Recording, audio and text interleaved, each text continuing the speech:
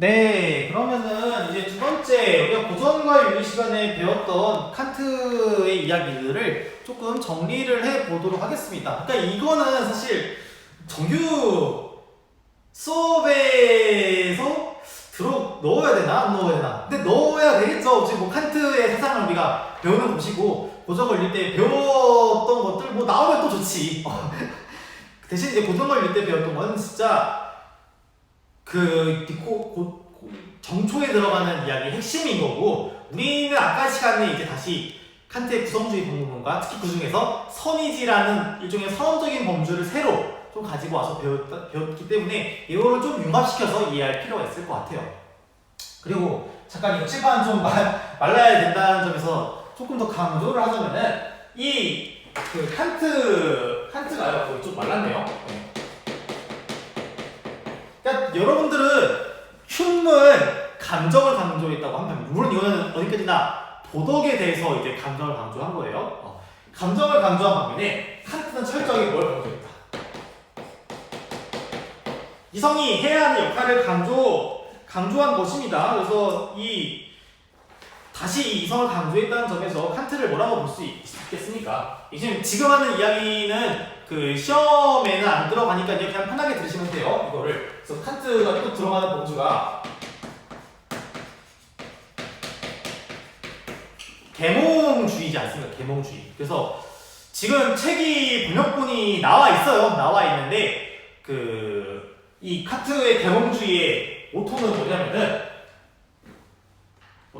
세페로 나둔 막서 과감히 알려고 해라.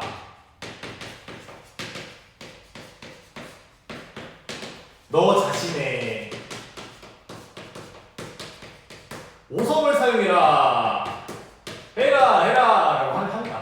헤라라고 하니까 그 브랜드 중에서도 유명한 헤라라는 브랜드가 있잖아요. 물론 그 헤라는 아마 그리스 여신을 말하는 거겠죠. 근데 여기서 이야기해주고 싶은 건 뭐냐면은 알려고 해라. 알아야지만 개인의 주체성이 살아난다 라고 이야기를 하고요. 사실 이 계몽주의, 칸트의 사상이 들어가 있는 계몽이란 무엇인가에 대한 답변에서는 이것과 더불어가지고 조금 더 어떤 걸 강조하냐면은 지식인으로서의 책임도 강조하거든요.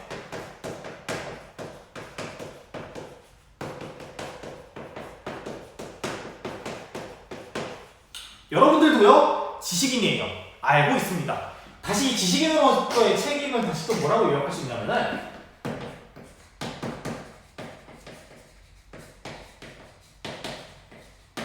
올바르지 못한 일에 대해서 과감하게 자신이 파악한 것들에 대해서 이야기를 할 수 있는 것이 지식인의 책임이라고 이야기를 하는 것입니다. 그래서 이제 이런 거죠. 예시를 든 게 이제 뭐 공무원에 대해서 이야기를 하는데, 공무원은요 크게 이제 세 개를 사는 거죠. 하나는 자신의 일을 충실히 수행하는 일종의 노동자 같은 존재로서의 공무원과, 지식인으로서의 공무원은 자신의 입장을 나라에 대해서도 턱 터놓고 이야기할 수 있는 역할이 있다라고 이야기를 해서 칸트는요 계몽하자. 과감히 알려고 하고 너 자신의 오성을 발휘를 해가지고 불의한 일에 대해서 너의 목숨을 내. 근데 조금 더 나아가면은 근데 이거는 우리 독일의 프리들이 대항만 할 수 있는 거야 라고 해서 그 임금님 칭찬하는 걸로 끝나기는 해요. 근데 이제 이 계몽주의 취지 자체는 나쁘지 않은 것 같아요. 다만 이게 너무 이제 형이상 쪽으로 가가지고 이제 막 헤겔 같은 이상한 괴물들이 등장하면 뭔 개소리야 라는 이야기가 나오긴 하는데, 헤겔도 여전히 저는 배울 만한 가치가 있다고 봅니다. 교육과정에서 삭제가 되었어요. 원래는 배웠었습니다. 근데 아마 생명에서는 잠깐 나온다고 알고 있긴 한데, 그게 칸트의 헤겔의 입장을 전부 다 대변해주지는 못하는 것 같아요. 네, 하여튼 뭐 칸트의 계몽이란 무엇인가도 좀 이야기해주고 싶었고요. 드디어 다 말랐습니다. 그러면은 우리가 이제 복습. 예습보다 복습이 더 효과가 훨씬 더 좋다는 것은 알고 계실 거라고 생각 들어요. 네. 그래서 항상 복습만 했어요. 교과서만 가지고 복습만 했어요. 네, 근데 틀린 말은 아닌 것 같아요. 그래서 복습. 네. 다시 한번 고정을 위해서 배운 이 흐름들을 쭉 따라가 보겠습니다. 첫 번째.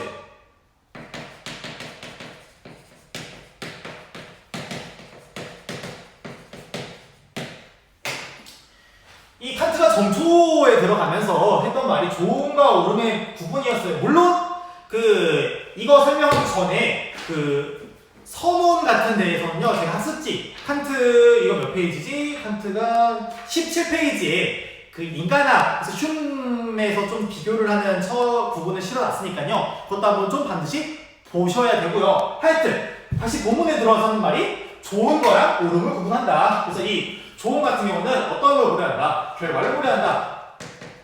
그래서 악당한테도 좋은 것들은 있는데 이 좋은 것들은 옳지 않게 쓰일 수 있다. 그래서 타노스도 이야기했었죠. 타노스가 가진 그 막대한 권력은 좋은 것이지만은 옳지 않게 쓰일 수 있다라고 이야기를 했고요. 그러면은 이제 도출되는 결론은 오름은 결과를 고려하지 않아야 된다.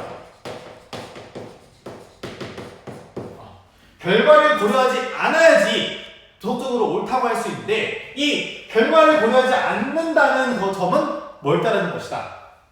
선의지를 따르는 것이다.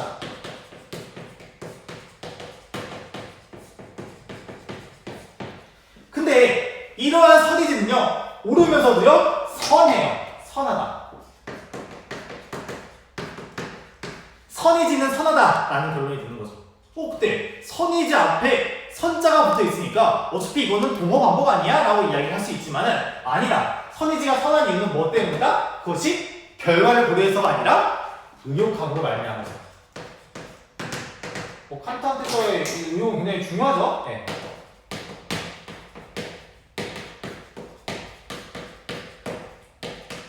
선의지가 선한 이유는 의욕함 때문에. 우리가 동기라고 하죠. 물론 동기래. 저 이전에 근무하던 학교에서 잘생긴 체육쌤이 계시는데 이름이 정동기였어요. 하여튼 의욕함으로 말미암아서 이 선하다라고 이야기를 하는데 이 의욕함에서 말미암은 다시 선의지는 어떤 것을 의욕해야 되느냐? 어떤 것을? 뭘 의욕해야 하느냐? 잠시만요. 네. 선의지는 의무, 노부터 행위를 의욕해야 한다. 다시 좀 거꾸로 설명하면은 의무로부터의 행동을 의욕한 것이 선의지를 따르는 것이고 이것이 옳다. 이것이 또 선하다라는 이야기를 할 수 있을 것 같습니다. 그러면은 이 의무로부터의 행동이랑 여러분들은 이제 또 구분을 해야 한다고 했죠? 의무로부터 이거 예민하게 만드네 이거. 죄송합니다. 의무로부터의 행위가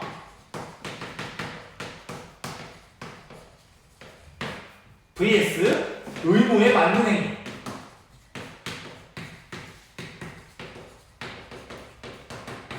우연히 내가 행동을 했던 게 의무에 맞을 수도 있어요. 뭔가 의무처럼 보일 수도 있어. 남을 도와줄 수도 있어. 근데 남을 도와준 것이 그 목적이 도와야 하기 때문에 도와주었느냐, 아니면 어떤 특정한 이득이나 결과를 바라고서 도와주었느냐, 아니면 동정심 때문에 도와주었느냐 라고 이야기를 칸트가 하게 되는 거죠. 그래서 여기 보면은 동정심이라고 나와 있는 동정심. 흉한테서도 반대한다. 똑같이 동기를 가졌는데 오직 칸트는 의무로부터의 행위만 의무로부터의 행위만 도덕적인 가치가 있고요. 이거는 가치 없다. 좋을 수는 있지만은 도덕적으로 옳은 것은 아니야. 진짜 얼마나 싫어했으면은, 물론 칸트가 조금 더 착한 마음의 발현을 훨씬 더 중시했다는 것 같지만요. 동정심은 한계가 있다고 주장을 할 수도 있거든요. 네. 자신의 근처에 있는 사람한테만 동정심 가지는 거 아니야? 말도 안 되지. 그러면 도덕은 보편성을 지녀야 되는데. 그래서 다시 이 의무로부터 행위를 강조를 하고요. 이 의무로부터의 행위는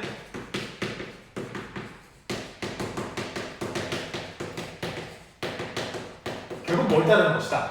법칙을 따르는 것이다.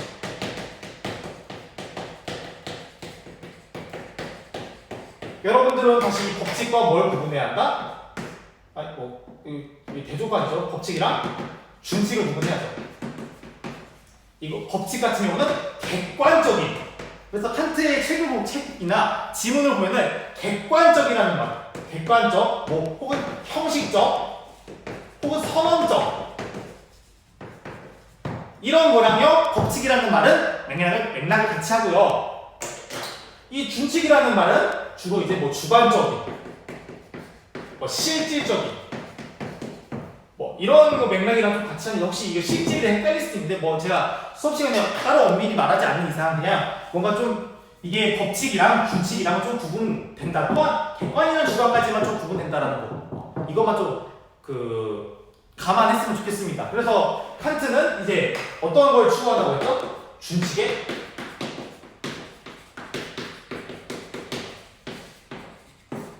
준칙의 법칙화를 추구한다고 이야기를 했고요. 그래서 이제 법칙에 대해서 이제 이야기를 하게 되기 전에 칸트가 이야기를 하는 거. 인간은 의지가 있습니다. 의지를 가지고 의무로부터 행위를 택할 수도 있고요. 의무에 맞는 행위를 택할 수도 있어요. 그래서 이 의지는요, 두 가지로 나눠서 법칙을 따를 수도 있고 개인이 가지고 있는 경향성을 따를 수도 있다. 이것도 이야기했었죠. 그래서 이 경향성이라는 말을 동정심도 마찬가지로 경향성에 포함되는 것이고 감정을 따라간다라고 좀 보시면 될 것 같아요. 근데 칸트가 보기에 이 경향성을 따르는 것은 바로 다시 뭘로 이루어진다. 나중에 이야기하게 될 거예요. 수업 시간에 이야기했었죠. 고정을 얘기할 때 경향성을 따르는 것은 곧 경향성 자체를 따르는 것이 타율적으로 이어지는 거고요. 내가 하기 싫어도 마음으로는 하기 싫어도 그걸 극복하고 이 법칙을 따를 때 진정으로 자율적인 삶이 된다 라고 이제 이야기를 했었습니다. 근데 문제는 뭐냐? 어찌되었든 간에 인간의 의지라는 것은요, 인간 혹은 이제 칸트는 이성적 존재자라는 걸 봤으니까, 근데 이 법칙이 경향성을 따르기 싫어하니까 제발 그것 좀 따라줘라 라고 해서 뭘 한다? 이성이 명령한다. 아마 이제 칠판이 여기까지가 한계인 것 같습니다.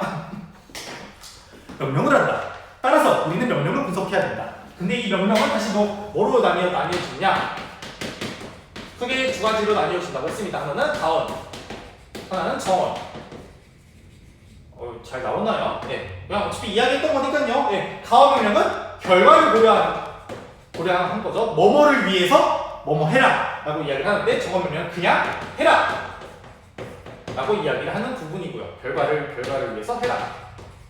그래서 사실 가언명령도 뭐 미정적인 가언명령도 있고요. 그 다음에 뭐 확정적인 가언명령, 행복을 추구해라는 모든 사람들이 추구하는 것이다라는 말도 있긴 하지만은 뭐 나중에 혹시나 여건이 되면 이야기하는 걸로 하고요. 여러분들이 보셔야 되는 거는 그래도 가언명령보다 오직 이 정언명령을 따르는 것이 의무로부터 행위에 따르는 것이고 가치가 있으니까 뭐 선하면서도 옳은 거구나 라고 좀 다시 보시면 될 것 같아요. 네. 그래서 이 정언명령을 다시 분석하는데 이 정언명령으로서 드디어 나오는 것이 그 정언명법인 거죠. 정언명령 혹은 정언명법. 그래서 정언명령 제1 원칙까지 우리가 했었습니다.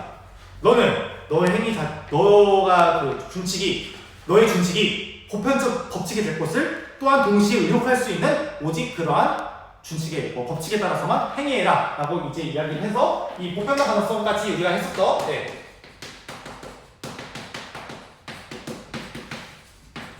그래서 이 보편화 가능성이 크게 두 가지 요소를 거친다고 이야기했습니다. 하나는 그것이 보편 법칙으로서 가능한지에 대해서 검토해 보는 거. 그 다음에 두 번째는 그것이 보편 법칙으로서 우리가 의혹할 수 있는지까지 좀 검토를 해보는 거에서 예를 들어서 막 자살 같은 거 이야기해서 자살은 사람들이 의혹하지도 않고 법칙도 될 수가 없어. 왜냐? 다른 사람들이 다 자살을 해버리면은 우리는 아무도 없잖아. 근데 거짓말 같은 거, 거짓말하는 것 자체는 의혹할 수가 있어. 우리 때때로 거짓말할 수도 있으니까. 근데 이것은 보편 법칙은 가능하지만 의혹할 수가 없어. 왜? 모든 사람들이 거짓말을 다 하면은 세상에 믿을 사람은 한 명 없기 때문에 의혹까지는 하면 안 될 것 같아. 그래서 그 두 가지 검사 테스트까지 우리가 이야기를 하고 거기까지 우리가 시험을 봤던 것 같아요. 네, 지금까지 얼추 칸트에 대해서 이야기를 쭉 했던 것 같은데 이 맥락만 여러분들이 갖고 있으면은 다음에 칸트를 이해하는 부분에 있어서는 어려울 게 없을 것 같습니다. 근데 특히 이 부분은 좀 잘 봐주시고. 네, 이거. 그러면은 이제 오늘 수업은 여기까지 하고요. 다음 시간에는 다시 본격적으로 칸트의 정언명법 제2, 3, 4 원칙 쭉 볼 거고요. 칸트의 사회계약론과 그 다음에 연구평화론까지 보면서 칸트 마친 다음에 그 다음에 공리주의로 나아가게 될 준비를 하도록 하겠습니다. 네, 그러면 고생하셨습니다. 안녕.